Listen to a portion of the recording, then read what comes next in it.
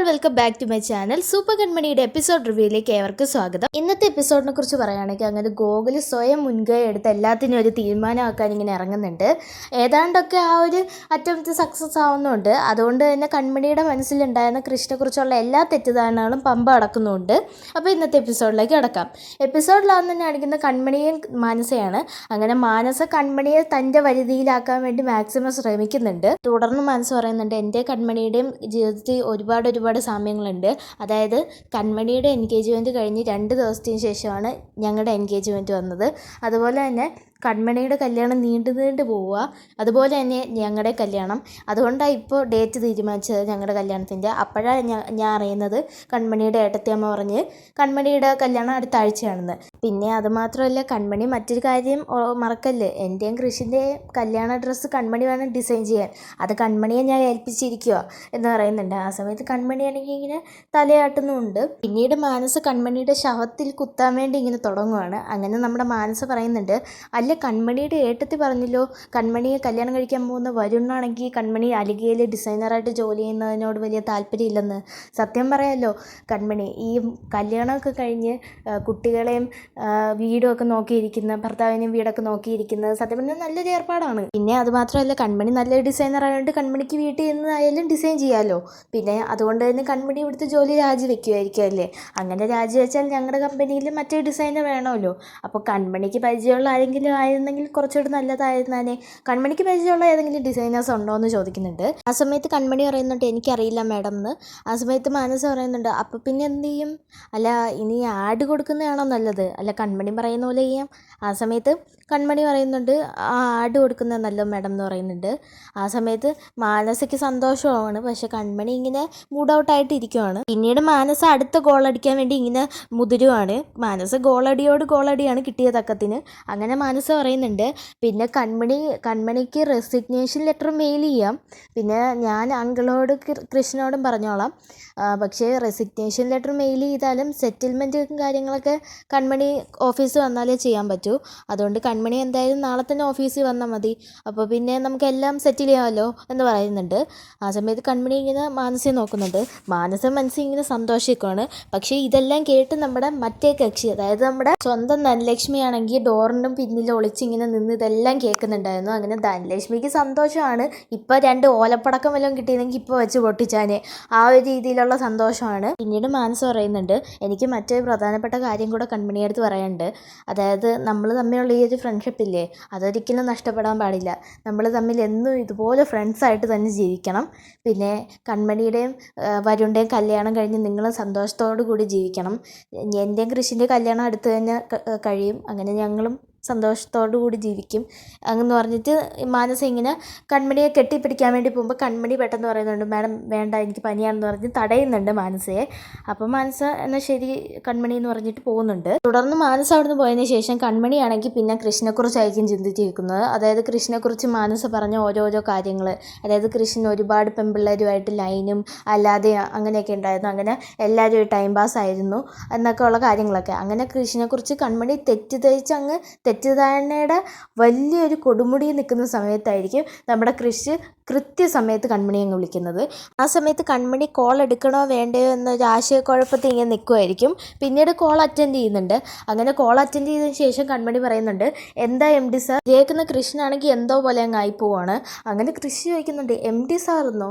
കൺമണി എന്നെ ക്രിസ് സാറിനല്ലേ വിളിക്കുന്നത്, ഇതെന്താ ഇങ്ങനെ MD സാറിനൊക്കെ വിളിക്കുന്നത് എന്ന് ചോദിക്കുന്നുണ്ട്.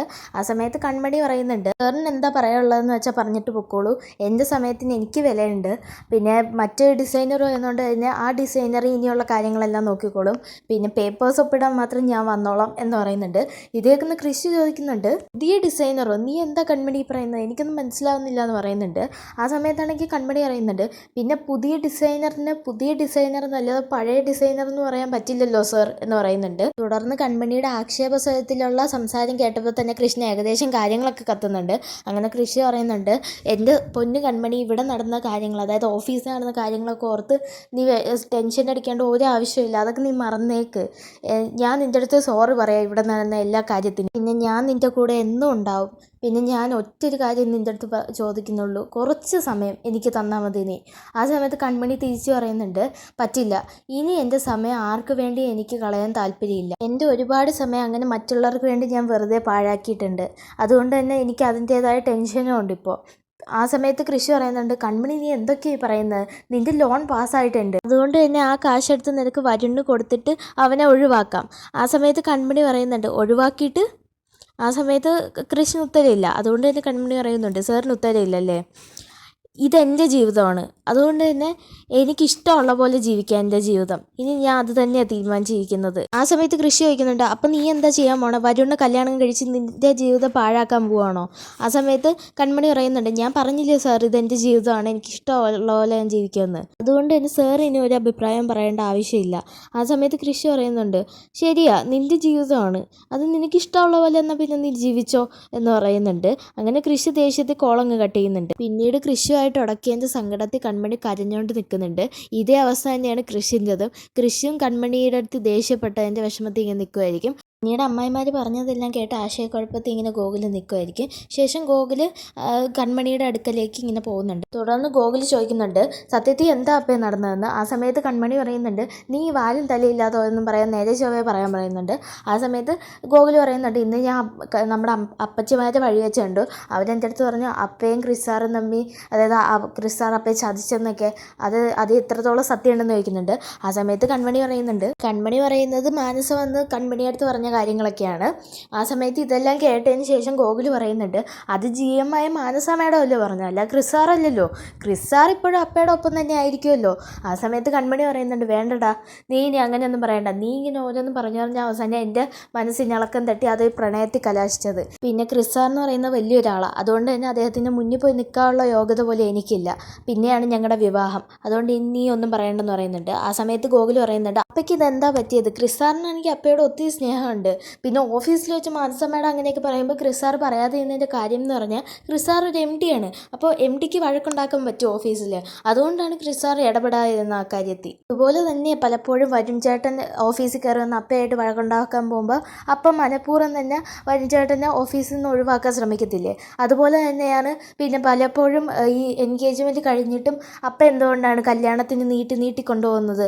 അതേപോലെ തന്നെ ക്രിസാറിനും കുറച്ച് സമയം വേണം എന്നാണ് പറഞ്ഞത്. അതിന് അപ്പ എന്താ സമ്മതിക്കാതിരുന്നത്.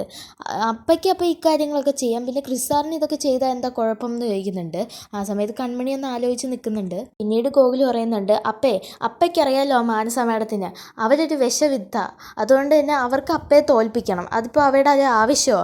അപ്പോൾ അപ്പ ഇങ്ങനെ തോറ്റു കൊടുക്കുകയല്ല ചെയ്യേണ്ടത് അവരുടെ മുൻപിൽ. പിന്നെ അതുമാത്രമല്ല, ക്രിസാറിന് ഒരുപാട് അപ്പയോട് സ്നേഹമുള്ളതുകൊണ്ടല്ലേ ക്രിസാർ അപ്പ പോയ പുറകെ അപ്പയുടെ അടുത്തേക്ക് വന്നതും സോറി പറഞ്ഞതൊക്കെ. അതൊക്കെ പോട്ടെന്ന് വിചാരിക്കാം, അപ്പയെ ചതിക്കാനായിരുന്നെങ്കിൽ ആ കാട്ടി വെച്ചേ ക്രിസാറിന് അതാവാമായിരുന്നു. പക്ഷെ അതൊന്നും ക്രിസാർ ചെയ്തില്ല. പിന്നെ ക്രിസാർ പണ്ട് എങ്ങനെയായിരുന്നു എന്നതല്ലല്ലോ, ഇപ്പോൾ ക്രിസാറിന് അപ്പയോട് ഒരുപാട് സ്നേഹമുണ്ട്. അതുകൊണ്ട് തന്നെ നാളെ തന്നെ ക്രിസാറിനെ കാണാൻ അപ്പ പോകണം എന്ന് പറയുന്നുണ്ട്. ആ സമയത്ത് കൺമണിയാണെങ്കിൽ ചിരിക്കുന്നുണ്ട്. എന്നിട്ട് കൺമണി പറയുന്നുണ്ട്, എനിക്ക് പനിയായിപ്പോയി, ഇല്ലാന്നെങ്കിൽ നിന്നെ കെട്ടിപ്പിടിച്ചൊരു ഉമ്മ തന്നാനെ, നീ വലിയ സംഭവം ഗോകുൽ എന്ന് പറയുന്നുണ്ട്. ആ സമയത്ത് ഗോകുൽ പറയുന്നുണ്ട്, അതിനിപ്പോൾ എന്താ, ഞാൻ അപ്പയെ കെട്ടിപ്പിടിച്ച് ഉമ്മ തരാമല്ലോ എന്ന് പറഞ്ഞ് ഗോകുൽ ഉമ്മ കൊടുക്കുന്നുണ്ട് കൺമണിക്ക്. ശേഷം ഗോകുൽ പറയുന്നുണ്ട്, അപ്പോൾ ഞാൻ പറഞ്ഞതൊക്കെ ഓർമ്മയുണ്ടല്ലോ, നാളെ ഓഫീസിൽ പോയി ക്രിസാറിനെ കാണാം, ഉറപ്പാണല്ലോ, സമ്മതമാണല്ലോ. ആ സമയത്ത് കൺമണി പറയുന്നുണ്ട്, ഉത്തരവേ എന്ന് പറയുന്നുണ്ട്.